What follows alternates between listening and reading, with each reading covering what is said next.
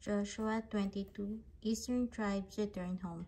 Then Joshua summoned the Reubenites, the Gadites, and the half-tribe of Manasseh, and said to them, You have done all that Moses, the servant of the Lord, commanded, and you have obeyed me in everything I command for a long time now. To this very day you have not deserted your fellow Israelite, but have carried out the mission the Lord your God gave you. Now the Lord your God has given them rest as he promised.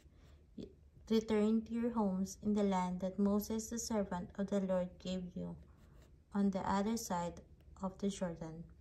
But be very careful to keep commanded and the law that Moses the servant of the Lord gave you, to love the Lord your God, to walk in obedience to him, to keep his command, to hold fast to him, and to serve him with all your heart and with all your soul.